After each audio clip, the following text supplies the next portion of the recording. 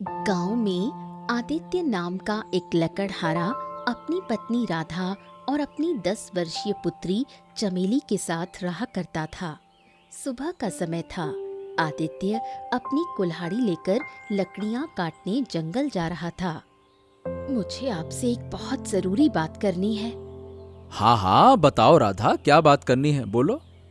आप तो जानते ही हैं कि पड़ोस में कुछ दिनों बाद गंगा ताई के बेटे का विवाह होने वाला है। गांव के सभी बच्चों ने अच्छे वस्त्र बनवाए हैं। हमारी बेटी चमेली भी अच्छे वस्त्र खरीदने के लिए बोल रही थी। पिछले 2 वर्ष से एक ही कपड़े पहने हुए घूम रही है और अब तो उसके कपड़े छोटे भी हो गए हैं। ये सुनकर आदित्य के चेहरे पर निराशा छा गई। हाँ, अब देखो राधा, तुम ये बात अच्छी तरह से जानती हो कि मैं जो भी कमाता हूँ उससे केवल इतना ही गुजारा हो पाता है कि हमारा परिवार भूखा नहीं सो पाता। अभी मेरे पास इतना धन नहीं है कि मैं चमेली के लिए नए वस्त्र खरीद कर ला सकूं। लेकिन तुम चिंता मत करो, मैं कुछ न कुछ करता हूं। मैं करूंगा, चिंता मत करो। इतना कहकर आदित्य अपने घर से बाहर निकल गया। घर से बाहर निकलते ही आदित्य कुछ कदम ही दूर चला था कि तभी उसे गांव का मुखिया मिल गया। आदित्य आदित्य, देखो भाई, तुम्हारे घर से गुजर रहा था। क्षमा करना, तुम्हारे और तुम्हारी पत्नी के बीच के वार्तालाप को मैंने सुन लिया। अब देखो आदित्य, मैं जानता हूं कि तुम हमारे गांव के सबसे ईमानदार और सबसे सीधे लकड़हारे हो। मैं देखता हूं कि और लकड़हारे अपनी लकड़ियां अच्छे दाम पर बेचते हैं और वो ज्यादा मेहनत भी नहीं करते हैं, जबकि तुम जंगल से अच्छी लकड़ियां तलाश कर लाते हो और बहुत ही कम दाम में बेचते हो। आखिर ये बताओ कि तुम और लकड़हारों की तरह चतुर क्यों नहीं हो? अरे अब मुखिया जी, मैं आपको क्या बताऊं, आप जानते तो हैं दूसरे लकड़हारे ग्राहकों से झूठ बोलते हैं और झूठ बोलना मुझे बिल्कुल नहीं आता है। मैं सच बोलता हूं और केवल उतना ही लाभ लेता हूं जिससे मेरे परिवार का गुजारा हो जाता है। मैं अपनी ईमानदारी में खुश हूं, लेकिन ऐसा नहीं है कि मैं धन नहीं चाहता। मैं धन तो चाहता हूं, लेकिन ईमानदारी से कमाना चाहता हूं। बेईमानी के सहारे मैं धन नहीं बनाना चाहता। मुझे अपने भगवान पर पूरा भरोसा है।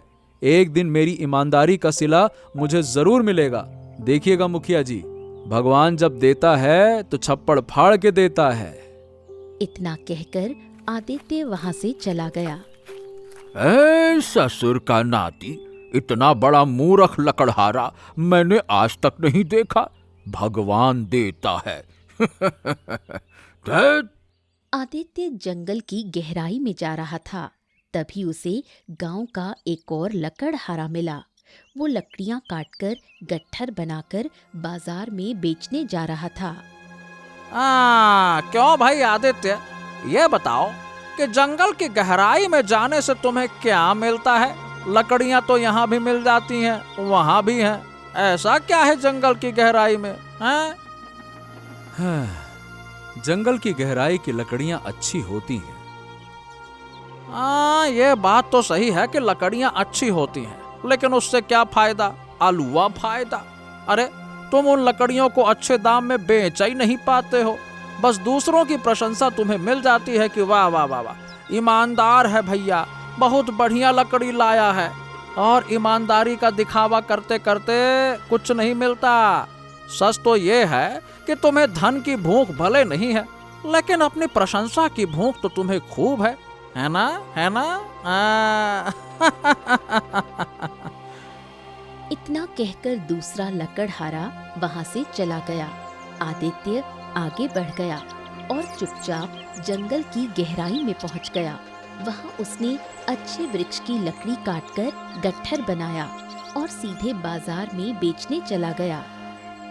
कुछ देर बाद आदित्य के पास एक ग्राहक आया। अरे भाई, ये लकड़ी तो बड़ी सुंदर लग रही है।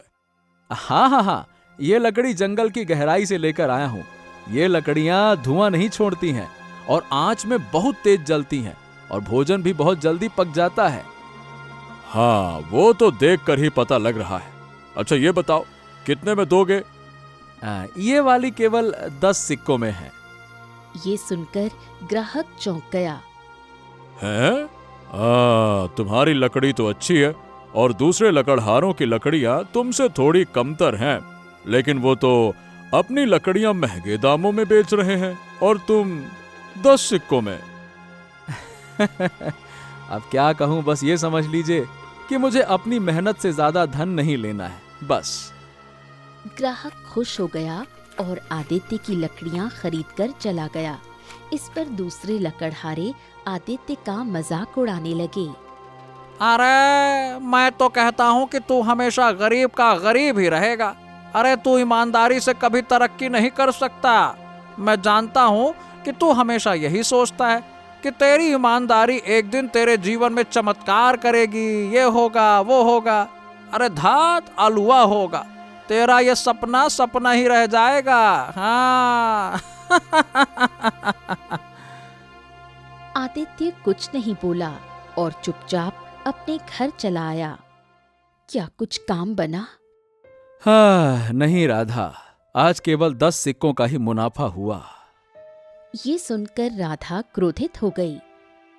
सुबह तुमसे कहा था कि बेटी नए वस्त्र की जिद कर रही है, तो तुम अपनी लकड़ियां 10 सिक्कों की जगह 20 सिक्कों में क्यों नहीं बेच सकते थे? जबकि तुम दूसरे लकड़हारों की तुलना में अच्छी लकड़ियां जंगल से काट कर लाते हो। सच तो ये है कि तुम्हें गरीबी में रहने की आदत हो गई है और तुम यही चाहते हो कि तुम्हारा परिवार भी गरीबी में जिए और गरीबी में ही मर जाए। इतना कहकर राधा क्रोधित होकर वहां से चली गई। आदित्य निराश हो गया और चुपचाप सो गया। अगले दिन आदित्य अपनी कुल्हाड़ी लेकर फिर से जंगल की गहराइयों में निकल गया। वो लकड़ियां काटकर गट्ठर बनाकर जंगल से निकलने ही वाला था कि तभी तेज वर्षा प्रारंभ हो गई। अरे बाप रे बाप, हे भगवान, ये बारिश तो बहुत तेज हो रही है। किसी वृक्ष के नीचे छुपना होगा। अगर लकड़ियां भीग गईं तो मैं बेचूंगा कैसे? और मेरे पास तो कुछ जमा पूंजी भी नहीं है जिससे मैं आज का खर्च चला सकूं। जल्दी छुपता हूँ। इतना कहकर आदित्य चुपचाप एक वृक्ष के नीचे खड़ा हो गया, परंतु वर्षा रुकने का नाम ही नहीं ले रही थी। हाँ, जब मेरे पिताजी जीवित थे तो हमेशा मुझसे यही कहते थे कि जो भी होता है अच्छे के लिए होता है। हो सकता है ये वर्षा मेरे लिए शुभ साबित हो। खैर, जो भी हो देखा जाएगा। आखिर इस पेड़ के नीचे कब तक खड़ा रहूंगा? जंगल में वर्षा जब शुरू होती है तो कभी कभी तो सारा दिन चलती ही रहती है। चलो बाजार चला जाए। मजबूरी में आदित्य भीगते हुए बारिश में बाजार गया। वहां उसने लकड़ियां रखीं। बाकी लकड़हारों की लकड़ियां सूखी थीं और आदित्य की लकड़ियां गीली।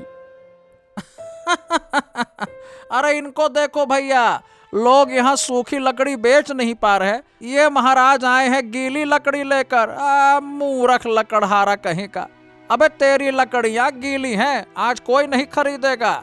अच्छा होता अगर हमारी तरह दुगना मुनाफा ग्राहकों से वसूल रहा होता तो तुझे आज कोई चिंता ही नहीं करनी होती। तेरे पास कुछ जमा पूंजी होती।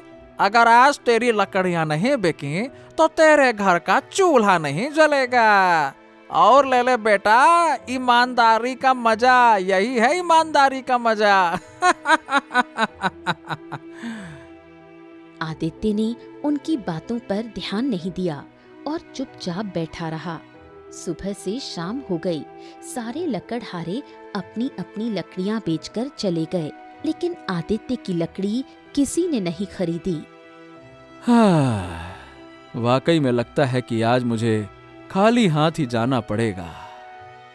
इतना कहकर आदित्य निराश होकर उठ ही रहा था कि तभी एक ग्राहक उसके पास आया।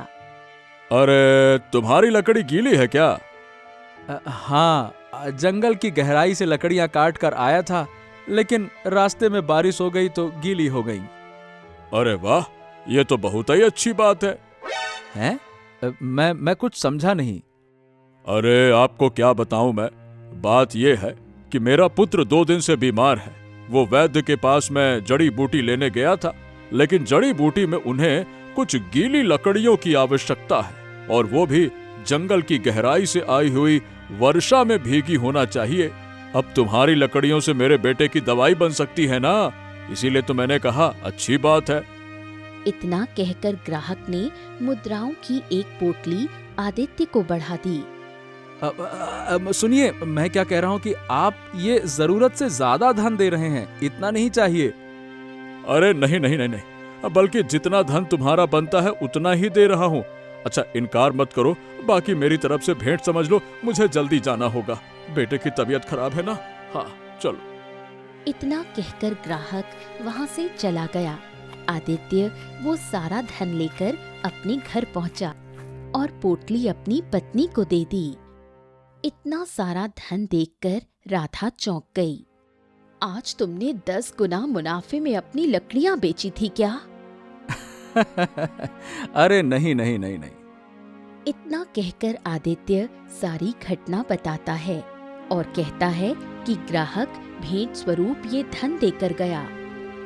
चलो अच्छा है, अब हमारी बेटी के लिए नए वस्त्रों का इंतजाम हो सकता है।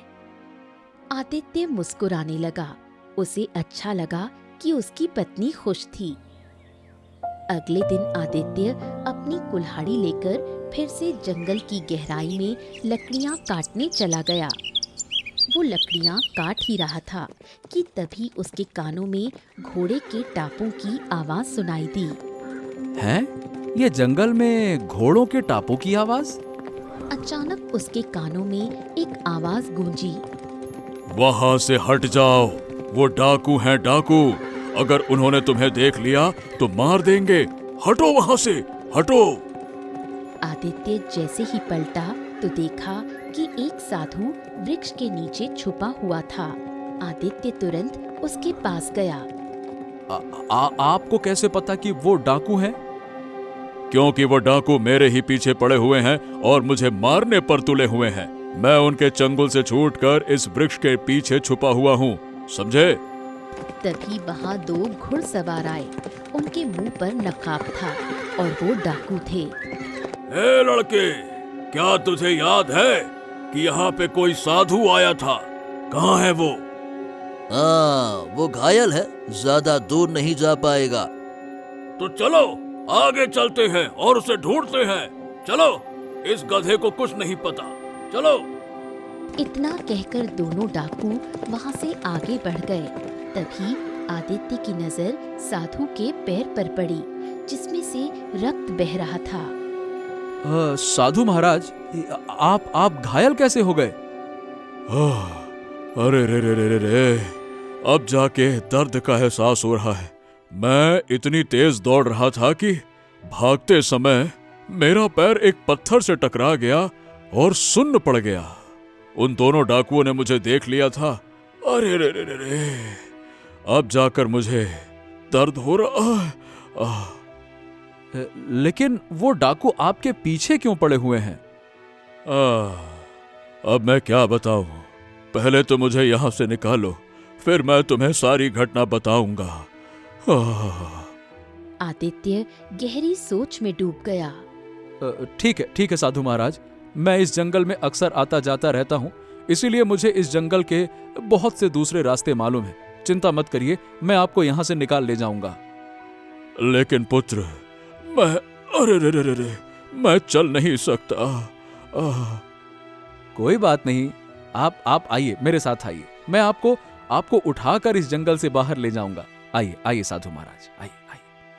इतना कहकर आदित्य ने साधु को उठाया और दूसरे रास्ते से उसे दूसरे गांव की ओर ले गया। वो उसे एक वैद्य की झोपड़ी तक ले आया। हाँ, बस पुत्र बस, तुम मुझे यही छोड़ दो। अरे नहीं साधु महाराज, आपका पैर घायल है, ऐसे थोड़ी ना छोड़ दूंगा। सामने वैद्य जी की झोपड़ी है, ये अच्छे से आपका इलाज कर देंगे। आइए, मैं वैद्य जी को जानता हूँ। आइए। इतना कहकर आदित्य साधु को वैद्य की झोपड़ी में ले गया। वैद्य ने साधु के पैर का इलाज किया और साधु स्वस्थ हो गया। कुछ देर बाद आदित्य अपने घर की ओर जाने लगा। तभी साधु ने उसे आवाज दी। हाँ, मेरी बात सुनो, तुम पूछ रहे थे ना कि वो डाकू मेरे पीछे क्यों पड़े हुए हैं? हाँ हाँ हाँ, मैं पूछ रहा था आपसे। बताइए ना महाराज, क्यों पड़े हैं वो पीछे आपके? हाँ, दरअसल उन्होंने मुझे एक विशेष प्रकार की सिद्धि करते हुए देख लिया था। सिद्धि? किस प्रकार की सिद्धि? जादुई बीजों की सिद्धि, और वो बीज मुझसे छीनने का प्रयास कर रहे थे। आदित्य ये सुनकर चौंक गया। ओ, तो इसका मतलब आप चमत्कारी साधु हैं। आप चाहते तो अपनी विद्या की शक्ति से उन डाकुओं को नुकसान पहुंचा सकते थे। हाँ, कर तो सकता था, परंतु मेरे गुरु ने मुझे सिखाया है कि चाहे कोई भी कितना भी अत्याचार करे, परंतु मैं किसी का नुकसान नहीं कर सकता। अगर मैं ऐसा करूंगा तो ये मेरी विद्या का अपमान होगा और सारी चमत्कारी शक्तियां मुझसे चली जाएंगी। इसीलिए मैंने जानबूझकर उनका सामना नहीं किया। लेकिन पुत्र, मेरी तपस्या से प्राप्त हुई ये जादुई बीज अब मैं तुम्हें सौंप रहा हूं। इन्हें अपने घर के आंगन में बो देना और फिर उनका चमत्कार देखना। लो। इतना कहकर साधु ने आदित्य को एक पोटली दी। आदित्य चुपचाप घर लौट आया। उसे खाली हाथ देखकर राधा चौंक गई। आज तुम खाली हाथ लौट आए? आदित्य राधा को सारी घटना बताते हुए बोला। तो राधा, ये देखो, साधु महाराज ने मुझे ये बीज दिए हैं। लेकिन ये किस प्रकार के चमत्कारी बीज हैं? अब ये तो बोने के बाद पता चलेगा। चलो आओ आओ, इनको बो देते हैं। इतना कहकर आदित्य सो गया। अगली सुबह उसने उठकर अपने घर के आंगन में साधु द्वारा दिए गए सारे बीज बो दिए और फिर लकड़ियां काटने के लिए चला गया। जब आदित्य शाम को घर लौटा तो उसने देखा कि जहां उसने बीज बोए थे वहां बड़े बड़े पौधे उगाए हैं और उनमें भारी भरकम फल लटक रहे थे। अरे राधा, ये तो विशेष प्रकार के पौधे लग रहे हैं। देखो भला।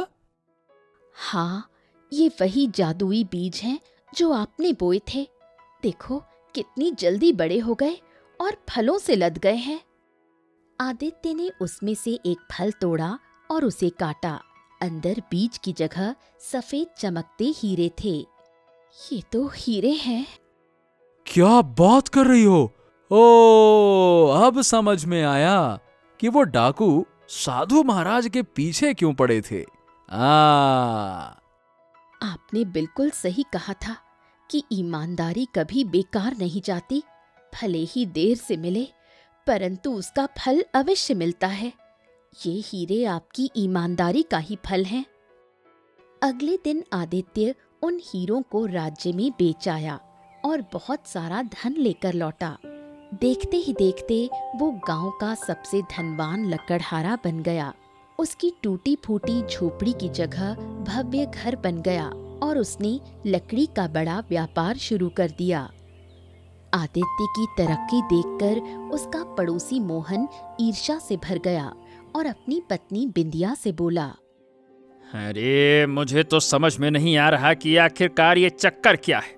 कल तक मैं और सारा गांव आदित्य का मजाक उड़ाते थे, अब अचानक से इसके पास इतना सारा धन कहां से आ गया? जरूर इसने कोई चोरी या डकैती की होगी। हाँ। तुमने तो मेरे मन की बात कह दी। कई लोग ईमानदारी का नकाब ओढ़कर भीतर से बेईमानी करते हैं ताकि उनकी प्रशंसा भी होती रहे और कोई शक भी ना करे। अरे जो भी हो, मुझे पता करना ही होगा बिंदिया। अरे मैं भी अमीर बनना चाहता हूँ। कल ही मैं आदित्य से पूछूंगा। रुक जाओ। अगले दिन मोहन आदित्य के पास पहुंचा। आदित्य और भाई कैसे हो?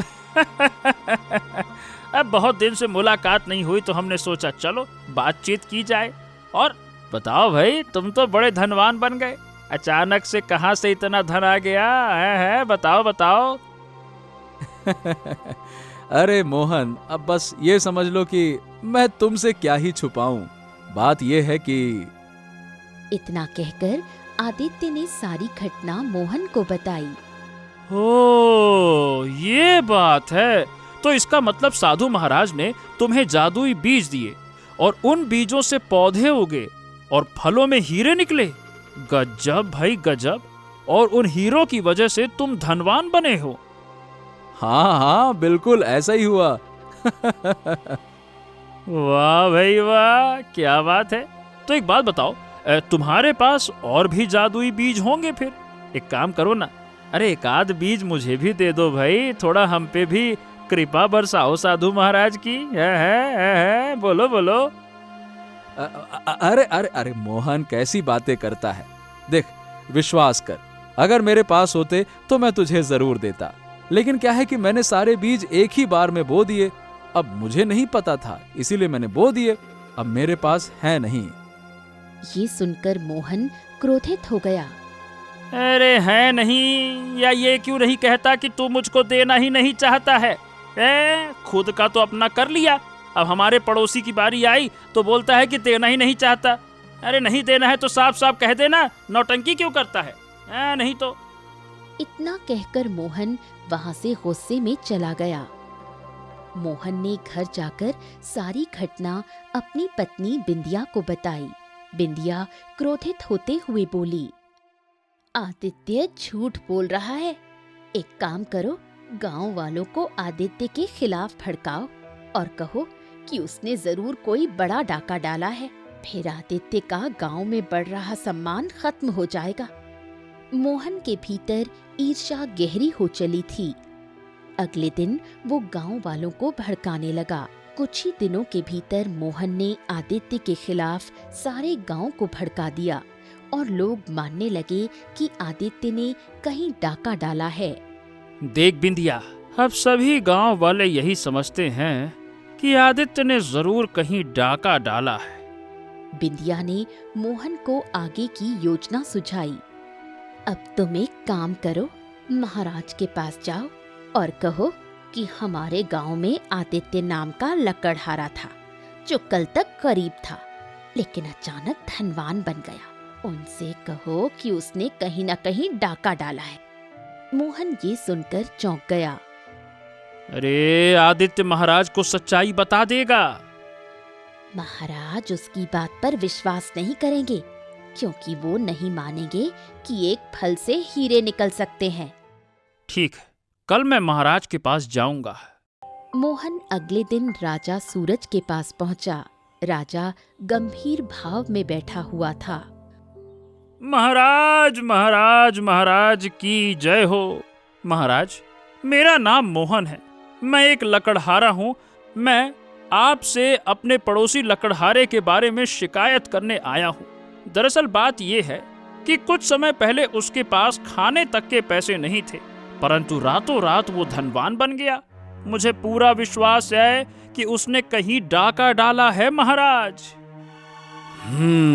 तो ये बात है, लेकिन हम ऐसे तुम्हारी बातों से फैसला नहीं ले सकते।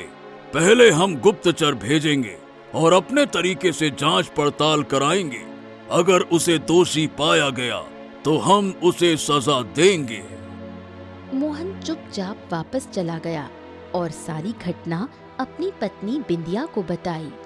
कुछ दिन बाद राजा सूरज दरबार में बैठा हुआ था कि एक गुप्तचर आया और बोला, महाराज, मैंने गांव में जाकर पूछताछ की। सारे गांव में यही कहा जा रहा है कि आदित्य ने कहीं डाका डाला है और यही वजह है कि वो अचानक से धनवान हो गया है। इतना शातिर चोर हो गया है वो। ठीक है, हम उसे छोड़ेंगे नहीं, उसे बंदी बनाकर यहाँ ले आओ। राजा ने एक सैनिक को आदित्य को बंदी बनाने का आदेश दे दिया। कुछ ही समय में सैनिक आदित्य को पकड़कर राजमहल में लाए थे। महाराज की जय हो। क्या बात है महाराज, आपके सैनिक मुझे दोषी की तरह यहाँ क्यों लाए हैं? आखिर मेरा जुर्म क्या है? तू अपने मुंह से बता कि तूने डाका कहाँ कहाँ डाला है। तेरे पास अचानक से इतना सारा धन कहाँ से आ गया? आदित्य चौंक गया। है? मैं कुछ समझा नहीं महाराज। कुछ दिन पहले तेरे गांव का पड़ोसी जो तेरे घर के पास में रहता है, मोहन लकड़हारा, अरे वो मेरे पास आया था। उसने मुझे सूचना दी कि तू रातों रात धनवान बन गया है और तूने जरूर कोई डाका डाला है। मैंने गुप्तचरों के जरिए सारे गांव में जांच पड़ताल करवाई तो तेरे गांव वाले ये कह रहे हैं कि तूने जरूर कहीं न कहीं कोई डाका डाला है। अब तू अपने मुंह से बता कि तूने कहां डाका डाला है, नहीं तो मैं तेरी गर्दन तेरे धड़ से अलग कर दूंगा। बता। आदित्य ने राजा को पूरी घटना बताई। महाराज, ये बात है जो मैंने आपको पूरी घटना बताई। बस उन जादुई बीजों की वजह से मेरे पास धन आया। अब ये जो मोहन लकड़हारा है ना महाराज, ये मुझसे जलता है। इसने भी जादुई बीज मुझसे मांगे, मैंने नहीं दिया तो मुझे पता नहीं क्या गुस्से में बड़बड़ा के चला गया। बस इसी गुस्से और जलन की वजह से उसने झूठी शिकायत की है और मुझे बदनाम किया है। अरे वाह, बड़ा भोला है तू, और मुझे भी भोला समझता है क्या? है? तुझे क्या लगता है कि मैं तेरी बात पर विश्वास कर लूंगा? ऐसे कोई बीज नहीं होते हैं, जादुई बीज है। फालतू की बात है ये। ऐसे कोई बीज नहीं होते हैं जिनसे फल उगे और हीरे निकले। इतना कहकर राजा ने तुरंत सैनिकों को आदेश देते हुए कहा, सैनिकों, आदित्य का घर छीन लिया जाए और उसके सारे धन पर कब्जा कर लिया जाए। आदित्य को महल से अपमानित करके निकाल दिया गया और उसका सारा धन तथा घर जब्त कर लिया गया। आदित्य फिर से गरीब हो गया और एक झोपड़ी में रहने लगा। सोचा था कि हमारा अच्छा समय आ गया, क्या पता था कि हमें फिर से झोपड़ी में ही रहना पड़ेगा। राधा की 10 वर्षीय पुत्री चमेली भी रोने लगी। माँ, गांव में हमारा मजाक उड़ रहा है। अरे चिंता करने की क्या बात है, हमारी किस्मत में धन लिखा था आ गया, और जब किस्मत में धन छिनना लिखा था तो छिन गया। अरे राधा, मैं एक लकड़हारा हूँ, आज भी मेहनत करके अपने परिवार का पेट पाल सकता हूँ। अगर मेरे भाग्य में दोबारा धन लिखा होगा तो वो कहीं नहीं जाएगा, मुझे जरूर मिलेगा, क्योंकि मनुष्य किसी दूसरे मनुष्य का भाग्य नहीं छीन सकता है। हाँ। एक दिन आदित्य जंगल में लकड़ियां काट रहा था कि तभी उसके कानों में किसी युवक की आवाज टकराई। हो, लगता है कि कोई युवक मुसीबत में है, जाकर देखता हूँ। इतना कहकर आदित्य आवाज की दिशा की ओर दौड़ा।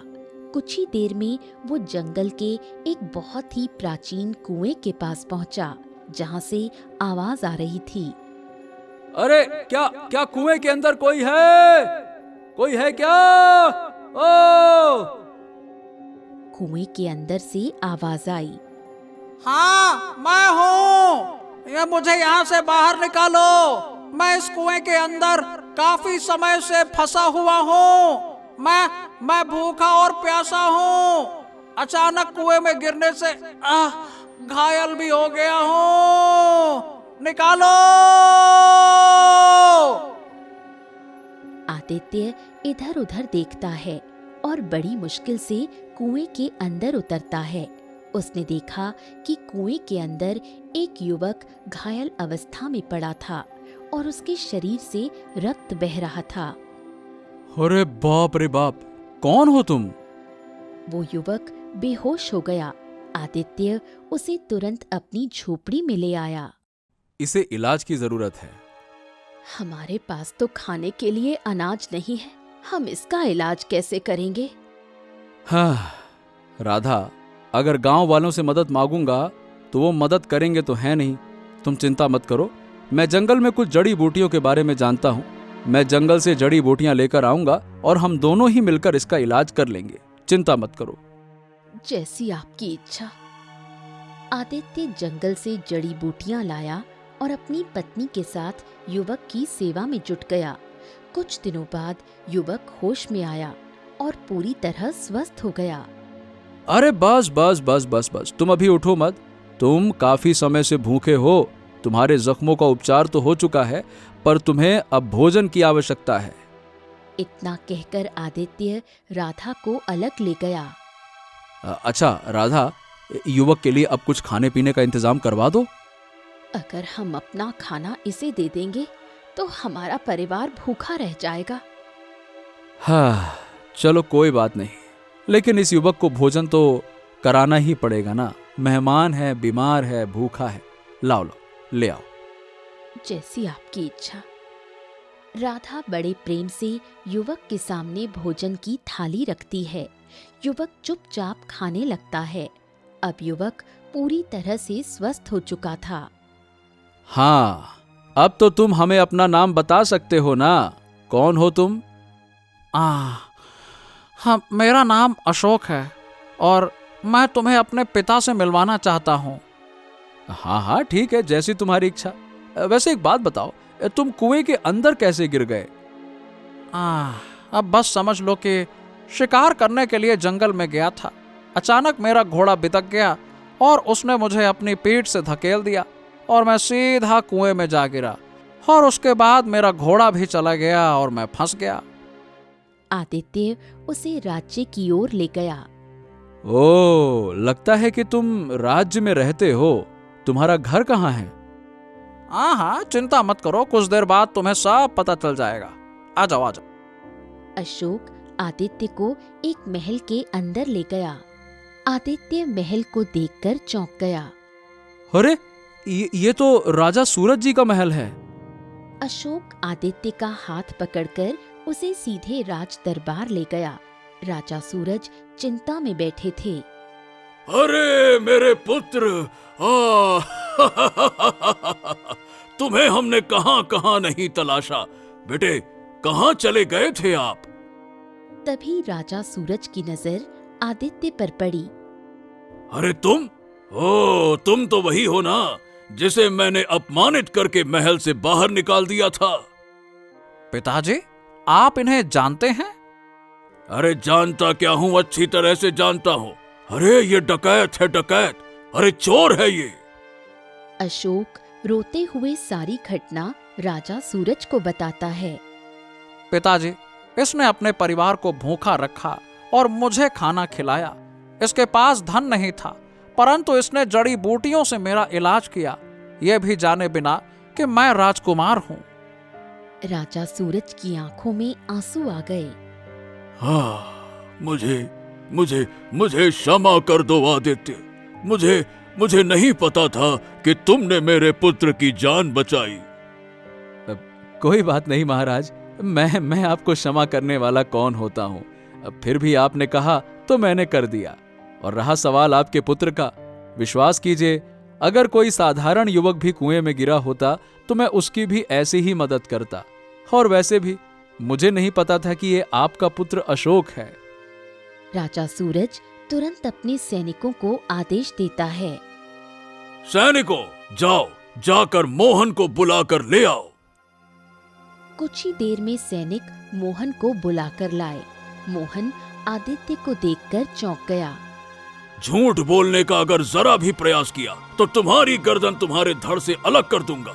सच सच बताओ, क्या तुमने आदित्य के खिलाफ मुझे भड़काया था? बताओ, क्या जो कुछ भी तुमने कहा था वो सच था? बोलो। मोहन डर गया और उसने अपना अपराध स्वीकार कर लिया।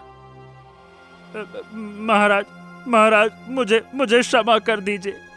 आदित्य के अचानक धनवान बनने की वजह से मैं उससे जलने लगा था। मुझे ईर्ष्या हो गई थी। सबसे पहले मैंने अपनी पत्नी के कहने पर उसे बदनाम किया और फिर अपनी पत्नी के कहने पर उसकी शिकायत लेकर आपके पास आया। मुझे पता था कि जब आप गुप्तचर को जांच पड़ताल करने के लिए भेजेंगे तो मैंने उससे पहले ही आदित्य के खिलाफ सारे गांव वालों को भड़का दिया था। गांव वालों ने भी वही कहा जो मैंने कहा था और मैं अपने योजना में सफल हो गया। महाराज, क्षमा कर दीजिए, क्षमा कर दीजिए। राजा सूरज क्रोधित हो गया। बस, इसका मतलब तूने हमसे झूठ बोला था। मैं तुझे जिंदा नहीं छोड़ूंगा। तभी आदित्य हाथ जोड़कर बोला। महाराज, देखिए, मैं आपसे विनती करता हूँ कि मेरा पड़ोसी है, मेरा मित्र है, मोहन को क्षमा कर दीजिए। क्या? अरे ये तुम क्या कह रहे हो?